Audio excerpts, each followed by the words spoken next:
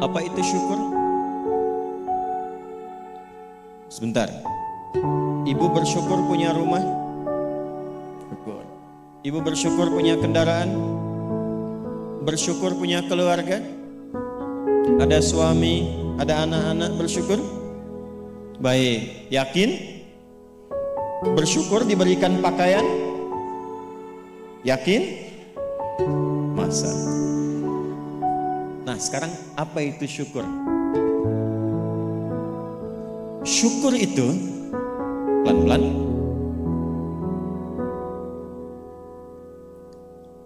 Syukur itu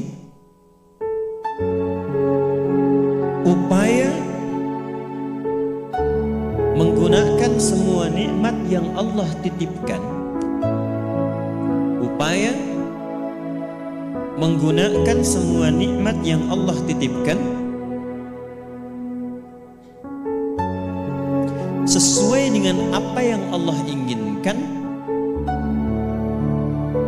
sesuai dengan apa yang Allah inginkan, dalam rangka mendekatkan diri kepada Allah Subhanahu wa taala. Contoh,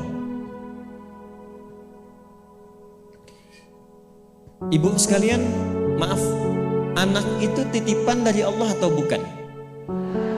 Yakin? Sekarang pertanyaannya, ibu tahu nggak apa yang Allah inginkan dari anak yang dititipkan itu? Jadi apa? Anak yang saleh. Saking inginnya mendapatkan anak yang saleh, bahkan setiap ibu sejak mengandung itu sudah bermohon kepada Allah. Itu ada di Quran surah ke-7 Al-A'raf di ayat 189 di ujung ayatnya. Ya, Quran surah 7 ayat 189. Falamma taghasyaha hamalat hamlan khafifa famarrat bi. Lihat ke ujung ayatnya. Falamma athqalat da'wallaha rabbahuma la in ataitana salihah lanakunanna minasyakirin. Suami istri itu kalau istrinya tengah mengandung, kemudian menjelang fase-fase kelahiran, sangat berharap dan berdoa mohon pada Allah, semoga anak yang terlahir ini menjadi anak yang soleh. Sepakat bu? Setiap ibu menginginkan anaknya menjadi anak yang soleh. Sepakat? Pertanyaannya, apakah betul kemudian setiap ibu yang sudah Allah titipkan anak dalam kehidupannya betul-betul mensyukuri nikmat titipan itu?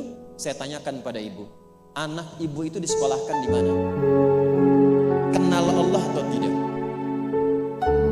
Diajarkan sholat atau tidak? Diberikan pakaian yang menutup aurat atau tidak? Perhatikan definisi syukur tadi. Menggunakan semua nikmat, upaya menggunakan semua nikmat sesuai dengan apa yang Allah inginkan. Ibu punya anak perempuan, katanya ibu syukuri diberikan itu. Sampai ibu bikin akikah, sampai undang tetangga, sampai selamatan. Tapi setelah dia bahkan menjelang balik, ibu kasih pakaian yang membuka auratnya. Itu bukan syukur namanya. Disekolahkan di tempat yang bahkan dia tidak mengenal Allah. Dikejar sampai di sininya nih. Nggak salah. Dilesin matematika, nggak salah, bagus. Les fisika, bagus. Les kimia, bagus. Ikut bimbel, bagus. Masuk kampus top, bagus. Tapi nggak kenal Allah, di mana syukurnya? Satu, lihat pakaian yang selama ini Allah berikan kepada ibu sebagai titipan, dan itu akan dihisap. Buka lemari pakaiannya, coba cek ada nggak satu bagian pakaian yang belum pernah dipakai untuk ibadah. Coba lihat ketika beli tas mewah, sepatu baru, pakaian baru, sudah pernah dipakai ibadah belum? Jangan-jangan beli tas itu hanya untuk dipakai keundangan saja.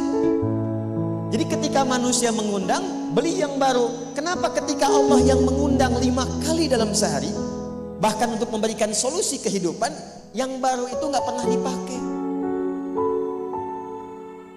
Oh, kenapa pada diam? Satu, berasa ya? Satu. Jadi di titik ini, terkadang ada orang yang menuntut dari Allah kenyamanan hidup, ketenangan, kedamaian. Tapi ketika Allah memberikan apa yang diinginkan, tidak menggunakan nikmat itu yang membuat dia damai. Tidak menggunakan titipan itu yang membuat dia tenang dalam kehidupan. Karena itu saya ingin memulai dengan mengajak kita semua, ayo kita lihat lagi apa saja titipan Allah yang telah dititipkan dalam kehidupan ibu dan bapak yang ada di luar saat ini sampai dengan detik ini. Kalau ingin mendapatkan ketenangan di dunianya, ketenangan di alam kuburnya, sampai pulang ke akhirat nanti, maka pastikan berusahalah untuk menjadi golongan yang sedikit itu. Gunakan semua nikmat itu pada hal yang Allah inginkan. Jika itu sudah dilakukan, saya berikan rahasia. Ini antara kita saja. Coba ibu buka surat ketiga. Belakang kedengaran kan? Alhamdulillah. Belakang kedengaran? Tidak. Kok bisa jawab?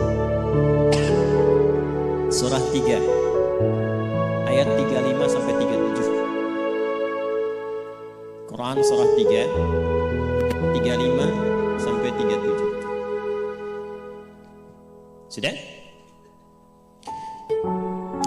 إذ قالت امرأة عمران رب إني نذرت لك ما في بطني محررا فتقبل مني إنك أنت السميع العليم.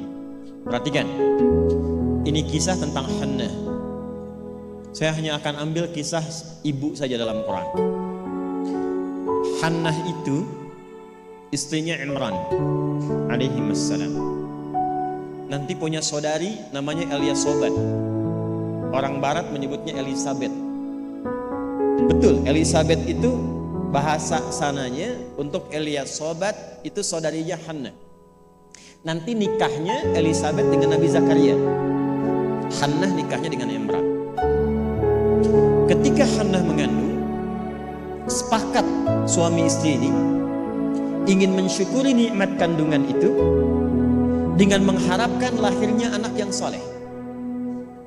Maka apa yang terjadi? Untuk mendapatkan soleh itu maka dibuat persiapan. Ini hukum umum, Bu. Ibu kalau misalnya ingin memasukkan anaknya ke sekolah tertentu, kan disiapkan dulu ya dari awal. Ya, sekolahnya di mana, yang dibutuhkan apa, sebelum masuk udah siap-siap. Biayanya berapa, perlengkapannya apa, disiapkan jauh sebelum masuk. Begitu kan ya? Maka Hannah dan suaminya sudah menyiapkan. Nanti kalau anak ini terlahir, disiapkan tempat khusus supaya dia betul-betul menjadi anak yang soleh. Namanya mihrab. Mihrab itu tempat yang dikhususkan untuk bisa fokus ibadah, bertakarub kepada Allah saja. Nanti harus ada yang merawat, yang mengajar, yang merawat itu harus orang yang paling soleh dan pintar di zamannya. Yang ketiga, disupport banyak doa. Dua-duanya sudah kompak. Siapapun yang kalau anak ini lahir masih hidup, entah ayah atau ibunya, teruskan cita-cita yang sudah menjadi komitmen ini. Maka ketika kandungan itu terus membesar dan siap menjelang persalinan, Imran meninggal. Jadi Imran itu meninggal dan Maryam nanti lahir dalam keadaan yatim. Maka lahirlah Maryam. Apakah ketika Maryamnya lahir, ayahnya sudah tidak ada, ibunya berhenti dari cita-cita yang sebelumnya menjadi komitmen? Tidak. Diteruskan itu. Maka ketika terlahir itulah kemudian apa yang sudah disepakati, berikan nama sesuai dengan harapan, isi dengan doa, siapkan tempat yang ingin diarahkan sesuai dengan cita-cita. Maka ayat 36-nya, falamma wada'atha qalat rabbi inni wada'tuha untha wallahu a'lamu bima wada'at wa laysa dzakaru kal untha. Harapannya lahir anak, kalau perempuan dia anak yang salihah, menjaga diri, menjauhkan dari perbuatan yang tercela, mendekat diri kepada Allah. Maka semua makna ini diwakili oleh satu nama, namanya Maryam. Maryam itu perempuan terhormat yang dekat dengan Allah. Kemudian setelah itu apa? Wa inni u'idzuha bika wa dzurriyyataha minasyaitonir rajim. Didoain terus, Bu. Didoakan. Setelah itu apa? Dipilihkan sesuai amanat dan kesepakatan dengan suami, cari orang paling pintar dan paling soleh. Dulu banyak yang berebut. Singkatnya terpilihlah Nabi Zakaria alaihissalam. Setelah itu apa? Buatkan tempat yang mendukung anak ini menjadi soleh dan dekat dengan Allah. Maka dibuatkan mihrab. Apa yang terjadi? Ketika mihrabnya sudah siap, yang mendidiknya sudah siap, doanya mengalir, namanya sesuai dengan harapan, maka orang tua itu tidak sulit lagi untuk merawatnya. Setelah itu Allah yang berkenan memperhatikan sampai tumbuh dewasanya. Perhatikan ayat 37-nya. Fataqabbalaha rabbuha biqabulin hasanin wa ambataha nabatan hasana wa kaffalaha Zakaria. Satu, Zakariyanya ada. Kullama dakhala 'alaiha Zakaria al-mihrab. Dua. Wajada 'indaha rizqa. Qala ya Maryam anna laki hadha? Qalat huwa min 'indillah. Innallaha yarzuqu man yasha bighairi hisab. Jadi doanya sudah, namanya sudah, yang mendidiknya sudah, tempatnya sudah. Kalau itu 4 terpenuhi, kata Allah, kamu hei Hannah, gak usah lelah lagi merawat anakmu itu. Biarkan aku dengan kehendakku yang memudahkan semua perawatan anakmu sampai tumbuh dewasa. Demi Allah Bu, setiap butuh apapun, orang tuanya tidak susah. Setiap akan diantar makanan, makanan sudah ada. Mau diantar pakaian, pakaian sudah ada. Dan semua pertumbuhannya langsung diperhatikan oleh Allah. Jadi ketika syukur itu diterapkan dalam kehidupan, maka seorang hamba akan beralih dari hamba biasa statusnya menjadi hamba yang istimewa di hadapan Allah Subhanahu wa taala. Ini yang ingin saya contohkan. Bersyukur itu bukan hanya sekedar mengungkapkan alhamdulillah atas nikmat yang diperoleh, tapi ada peluang untuk menambah nikmat-nikmat lanjutan. Ini ayat ini yang menginspirasi Al-Imam Asy-Syafi'i. Imam Ahmad bin Hanbal. Tidak banyak orang tahu Imam Syafi'i itu single parent Bu ibunya. Imam Ahmad bin Hanbal itu single parent. Jadi begitu dititipkan anak laki-laki Imam Ahmad, bapaknya meninggal, ibunya yang gendong sana sini. Musim dingin, dimasakin air. Kan belum ada water heater waktu itu. Dimasakin Bu, malam-malam, diwuduin pakai air hangat. Digendong oleh ibunya ke masjid, ke halakoh-halakoh para ulama, disimpan, selesai digendong, dibawa lagi. Apa yang terjadi? Ketika semua nikmat dititipkan anak itu disyukuri sesuai dengan apa yang Allah kehendaki, jadilah Imam Ahmad.